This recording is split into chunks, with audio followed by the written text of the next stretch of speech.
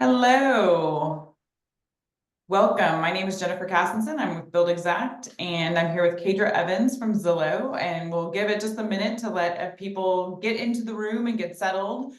As you get into the room, if you could, please get into the chat and let us know where you're calling in from today and what you do for a living, so we can kind of address the content more to your specific needs. But hello again, my name is Jennifer Cassinson, and I'm with Build Exact, and I'm here with Kadra Evans from Zillow. And we'll get started in just a minute. As you guys get settled, please go to the chat and let us know where you're calling in from.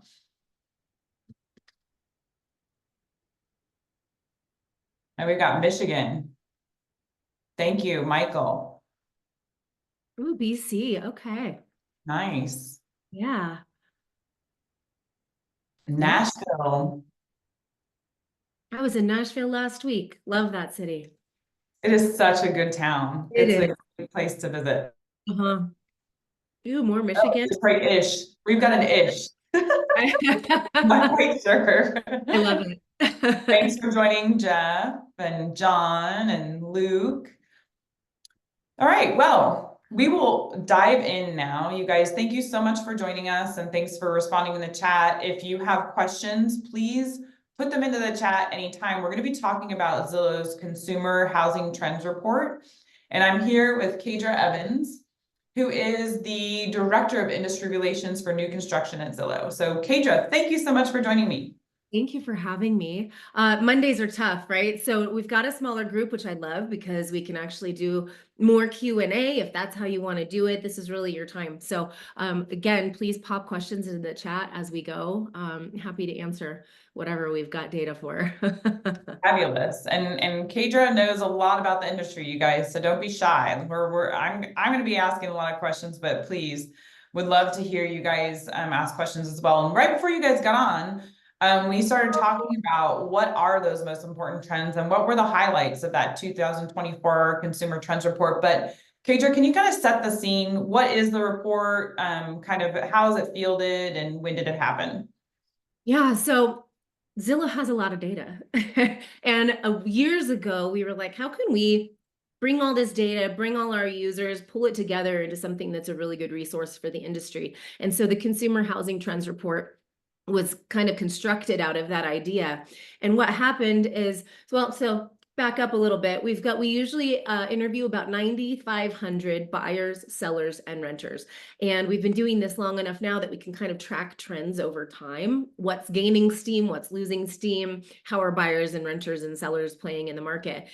But we decided back in 2021 that the new construction buyer is really kind of a different animal. They want different things, they shop differently.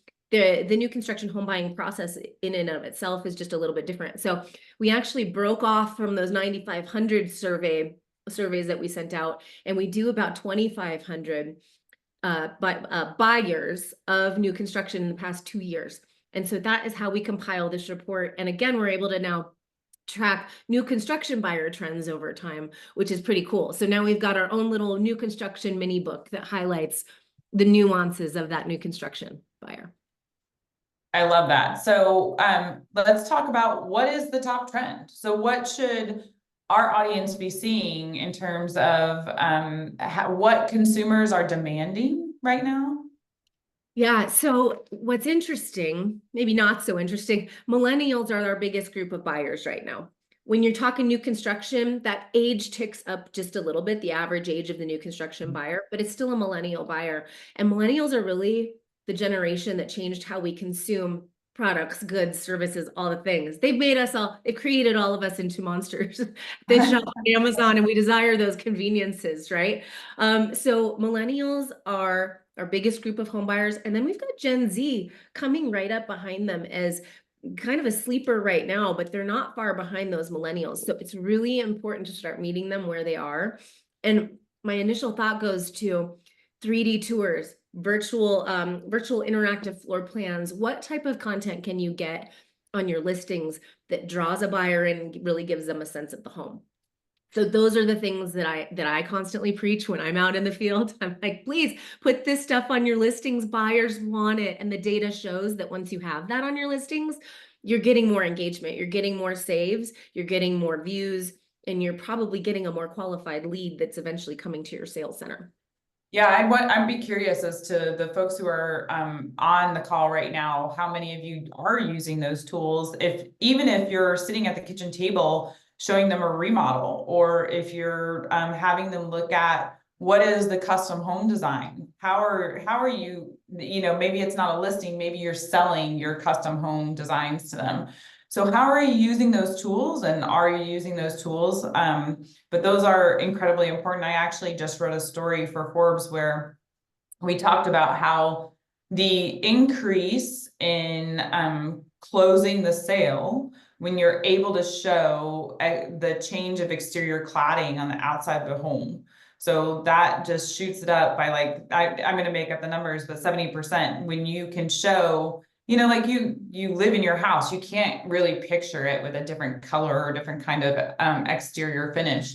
But if you can show that with an AI tool or a 3D generated tool, it is a huge sales uplift. So do you guys have numbers behind that? That like how much does that help actually a listing? Yeah, I don't have exact Yeah.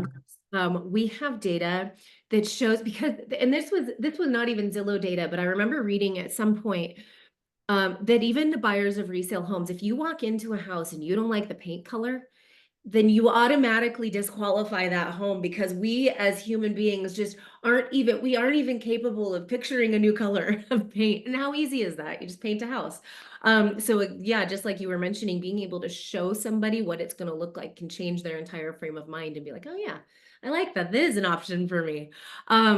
We also have data that shows that what the effect of paint color on home value. And I don't have those numbers in front of me, but it's like homes with a black door sell for $5,000 more than homes that have a yellow door, or homes that have a blue bathroom garner 2% more in their list price than homes that don't.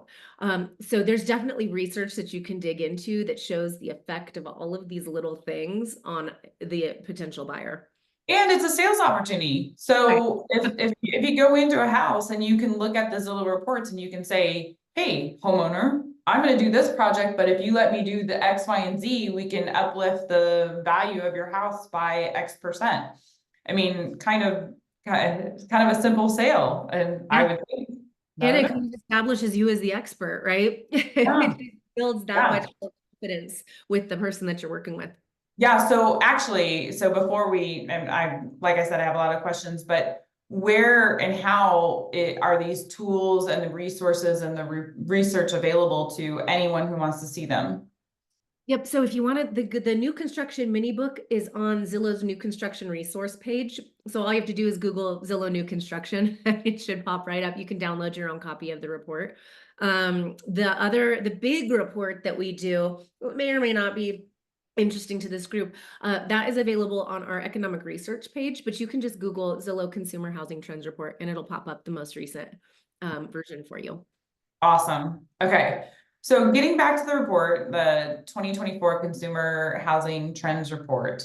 Another thing that seems to be pretty obvious is that people want to be able to find a property and be able to have it ready to rent, some revenue generation aspect of where they live.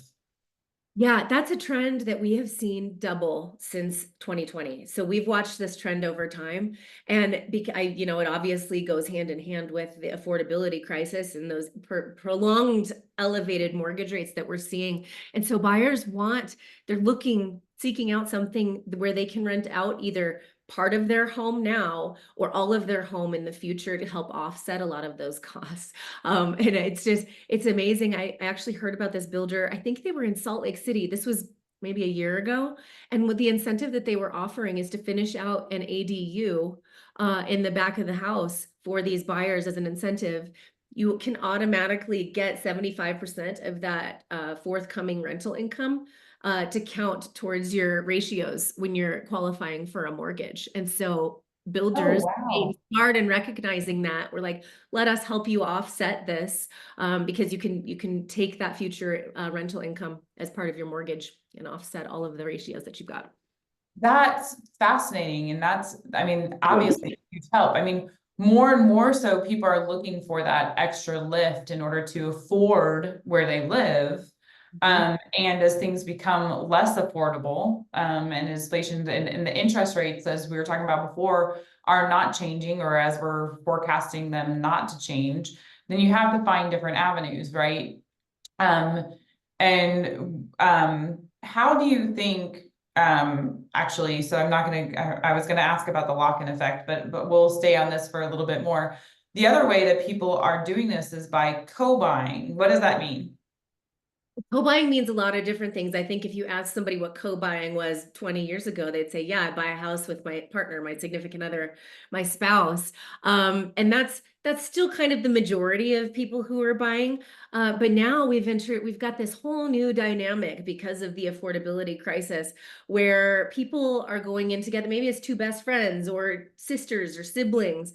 They're going in and they're buying properties together because when they pool their incomes, their buying power goes up much higher and they can actually afford to get into a home. And so co-buying is another trend. We're seeing about 66% of all sales have two people or more buying properties, and that's made up of about 55% of spouses, significant others, partners, and then there's another 11% on top of that that are shopping with someone else to buy a home. That's a kind of a whole new dynamic, I think, because like me being older and traditional, I think, you only buy a house with your spouse. Like who else would you buy a house with, right?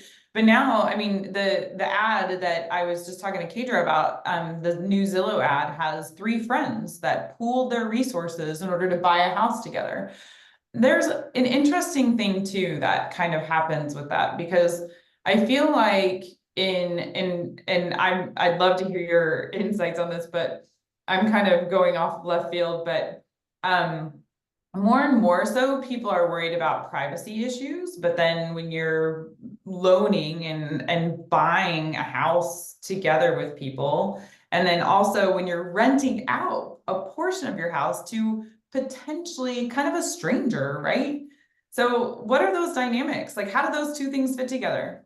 I don't know. One of the questions, that's what's very interesting. So we've got one part of the story through this data. It's like, yes, 55% of renters are looking to, or 55% of buyers are looking for either a portion of their home that they can rent out now or in the future.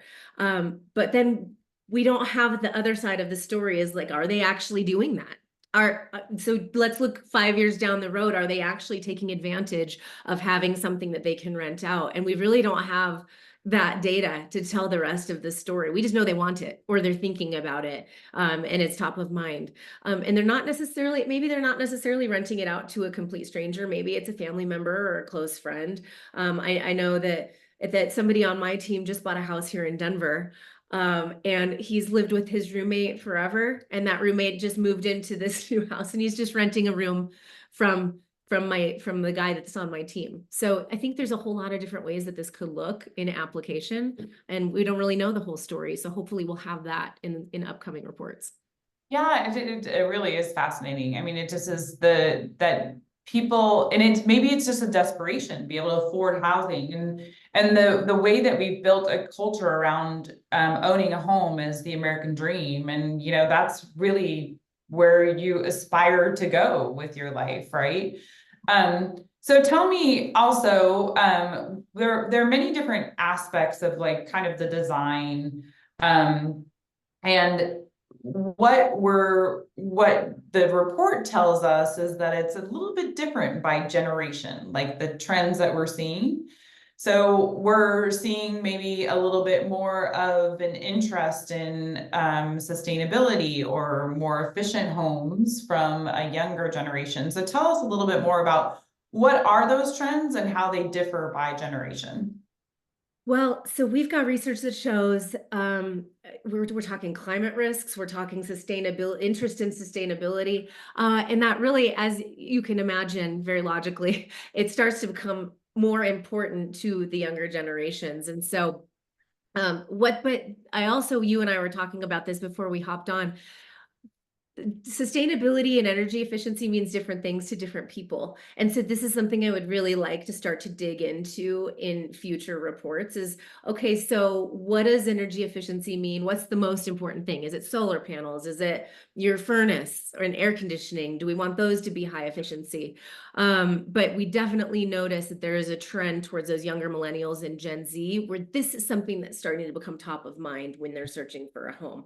And Gen X and boomers, I think we care, but what we really care about is the bottom line and how it affects our wallet. And so what's going to be more important with these younger millennials and Gen Z is having these features available, and then maybe also being able to show them what this looks like for their bottom line. So maybe it's a higher purchase price on the home, but maybe on your monthly bill, as you're saving on these utility costs or whatever else you're saving money on, that's something that we can help illustrate for them as they become homeowners. Yeah, I mean, I think you're making a super important point. So when you go in to sell a home or when you go into remodel or retrofit a home for energy savings, or efficiency, that it is a marketable aspect, right? It's definitely a feature that you have to and you should quantify for the homeowner or the home buyer. So it's definitely something that needs to be put into terms that they can understand. So we just got a question in, what are the most used 360 tours on Zillow? Do you know the answer to that? We host a variety of platforms for 360-degree tours, and we don't really differentiate the data. What we do know is that you can filter for listings that have this or don't have it, and that's how we differentiate it. So it could be Matterport. Zillow has a 3D tour product. The Focus 360. There's a variety of different platforms that we host on the site, so you can filter.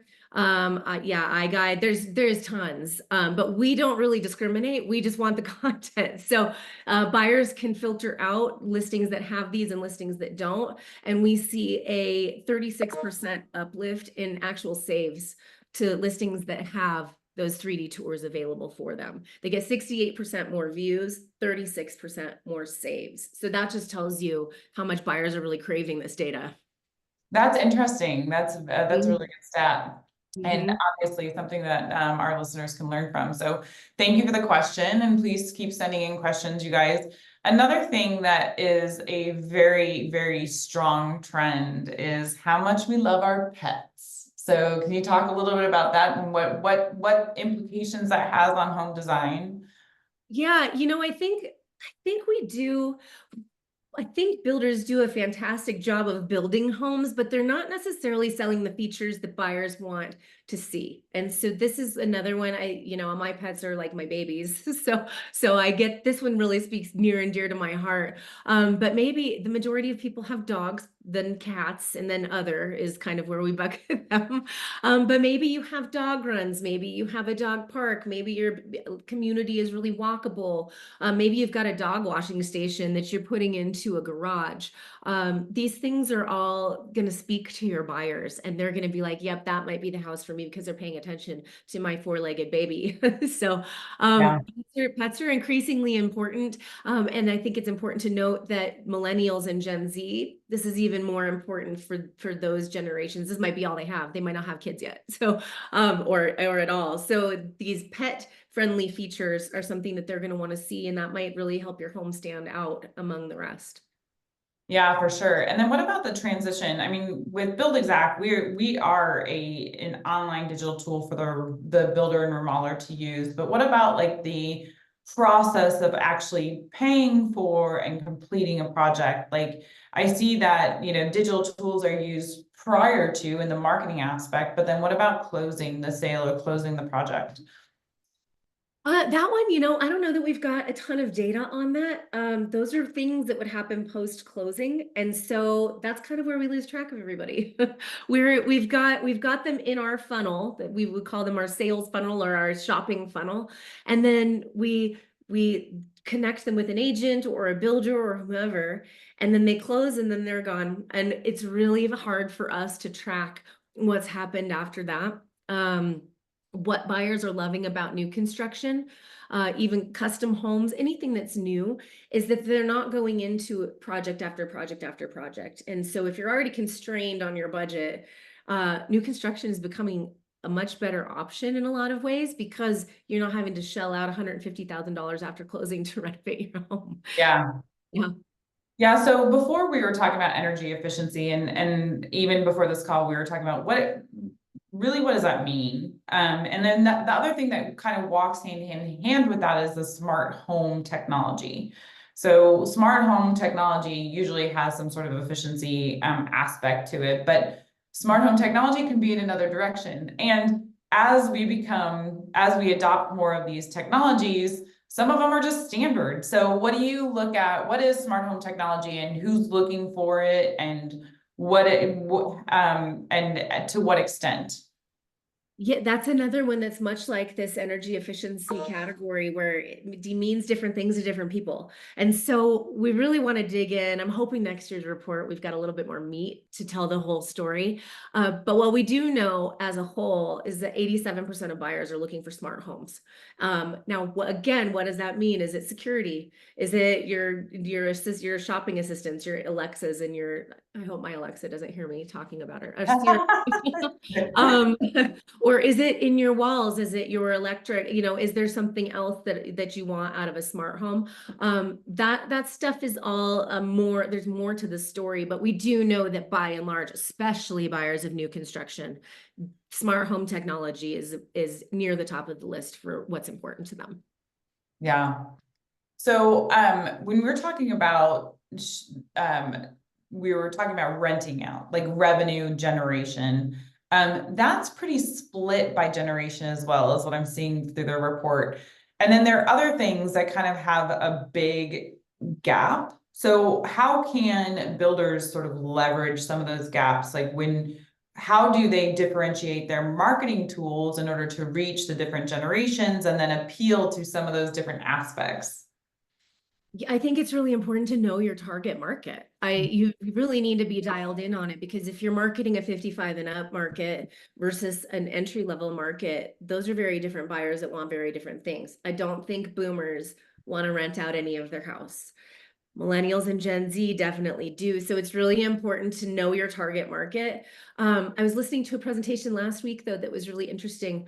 You need to know why they're moving. What are their motivations? And so maybe this 55 and up buyer is going to be looking at a 55 and up community, but maybe they're moving to be closer to family. Maybe they want a community that's going to make their grandkids want to come visit more. So it's really important to understand what their motivations are for moving. And it's going to be very different for your boomer versus a millennial who might just be trying to find something affordable for their first home. Or following a job, which is not as relevant now. So like the dynamics of the space, the work from home and stuff, and that's in the report too. But just to go back to just to clarify that point, because this is really a stark contrast. That says that 55% of millennials are willing to rent out a portion of their home versus 4% of boomers. 4 versus 55%.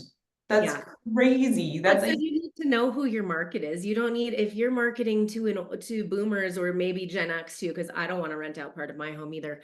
But if you're marketing to them, then that is not of importance. But what is of importance is different things. And it could be we have a list of things that are prioritized for buyers, like what's important to you. And new construction buyers mark every single thing on the list as highly important. whereas when you look at a resale buyer, maybe they think air conditioning is important and staying within their budget is important. And then the rest are, we can negotiate on those things. New construction buyers really want everything. And that's probably why they're going in the direction of new construction. Yeah, that's so interesting. And I love the psychology of the marketing. It's so fun to think about. So again, just to our audience here, we only have a few minutes left. So if you have some questions for Kadra, please get them in now. And I have a few more that we're talking about, but what about financing? So like that varies dramatically by generation too. So how are people financing projects and what trends are you seeing there? Yeah, so financing is tricky. Financing, and it looks different maybe between new construction and resale as well. And it also looks different by generation. So the younger generations, I think you can make a conclusion that they get denied financing more. And as we see interest rates creeping up even a quarter point, knocks out a significant number of buyers that could have afforded that can no longer afford. But buyers they want to be pre-qualified typically before they even go to start looking at homes. How are they finding their lenders? They're finding them online in many cases, or they're finding them through real estate agents that can kind of help them bridge the gap between that financing piece and the home shopping piece. And it's tough. We're in a time with these prolonged elevated rates Mhm. where it's becoming increasingly difficult to lock down that financing. It's increasingly difficult to secure a down payment, to save for a down payment. I was giving a presentation last week on the number of years it takes to save for a 10% down payment. And that's assuming that you have 5% of your paychecks to save. And in places like California, it takes 22 years to save for a 10% No. down payment in Southern California. They're the winners. But in most of the Mountain West, you're looking at like 12 to 22 years to save for that down payment. And so when you think of, you got to kind of have to empathize with this group of younger buyers that's coming into the market that doesn't have a home to sell and use that equity to buy their next place. So financing is tricky. It is. It's super Yeah. tricky. Yep. So another thing that we're touching on is how well, and actually, so how are the consumers finding, you have all these marketing tools and assets, but how do consumers go about finding exactly who's going to do the work and how they make the decision of who they go with?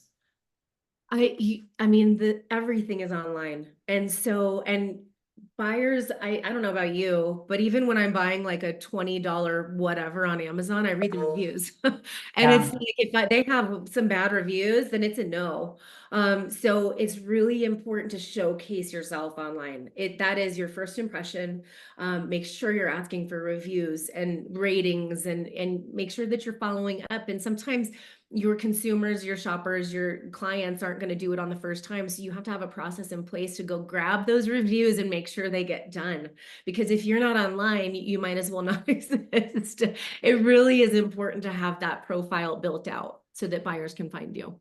Yeah, and I would even say, a lot of people a lot of our users on Build Exact, that is a place where you can communicate directly with your homeowner. And that is where you can and should be making sure that you're building your brand with them and then asking them, following up as an ask for a review. And I would even recommend making sure that your friends are subscribing to, or, your spouse, your friends, whoever else that's close to you is subscribing to things online so they can see when things happen related to your business. So you're not the only one, or you don't have sole responsibility for kind of tracking your brand out there.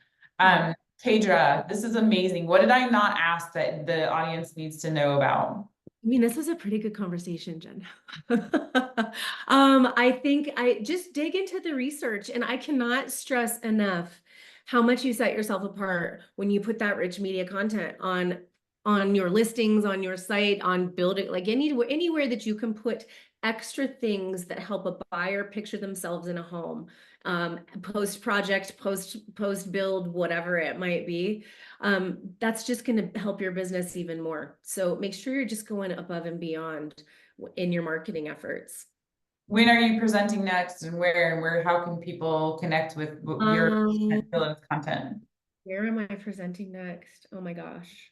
That's a good question. I think I might be pretty close to done for the next few months. I was just gonna say, she did last week, or she did that, Yeah. like she probably did 3 times in a row, and now I've Yeah, but reach out, and we love sharing this data. So if you have a place that it makes sense to share this to an audience, let us know. We present for home builders associations a lot.